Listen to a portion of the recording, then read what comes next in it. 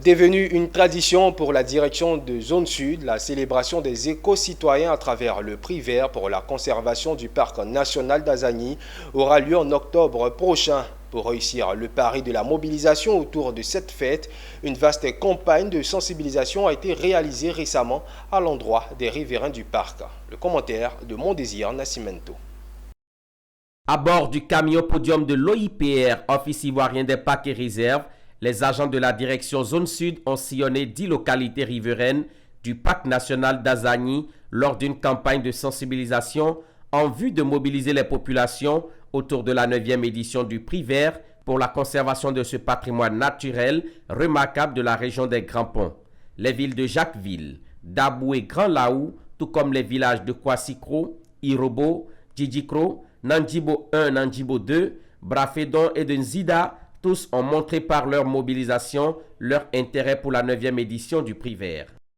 En prélude au Prix Vert, il faille que la caravane, qui a un double objectif, un objectif d'information et un objectif de lancement d'activités futures.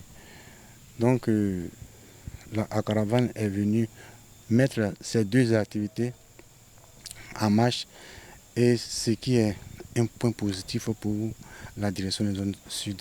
La population a bien accueilli la caravane, en ce sens qu'elle parlait dans un premier temps de la conservation du parc national d'Azani, qui est l'idée principale de toutes les actions que nous menons.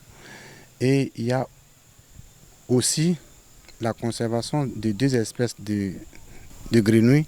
À chaque étape, l'équipe de l'OIPR a rappelé l'importance que revêt le parc national d'Azani pour la région des Grands Ponts et particulièrement pour leurs villages respectifs.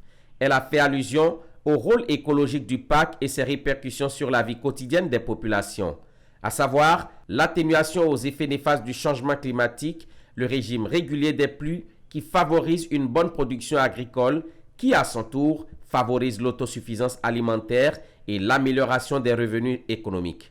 En dehors des bénéfices et des services écosystémiques, la présence du parc dans la région offre des opportunités d'emploi à la masse juvénile à travers des guidages écotouristiques, les activités à haute intensité de main-d'œuvre, la collaboration avec les gestionnaires dans le cadre des activités de surveillance et de suivi écologique. En outre, grâce au parc, les villages riverains bénéficient des appuis en infrastructures sociales de base de la part de l'OIPR et de ses partenaires pour améliorer leurs conditions de vie, d'où l'implication des riverains à travers le Prix Vert pour la conservation du parc national d'Azani.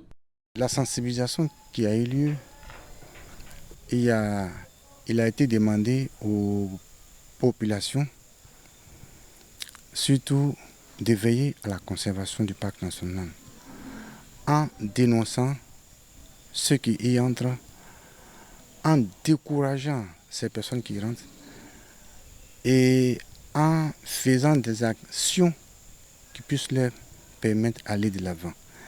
Nous avons des micro-projets ici, des micro-projets relatifs à la conservation et à la préservation, surtout des mangroves le long du littoral ivoirien.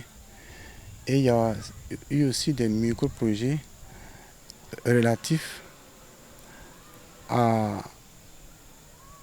l'érosion côtière qui est soutenue et financée par le WACA. Après Amessang Sandon en 2022, à qui le tour en 2023? Le concours est lancé.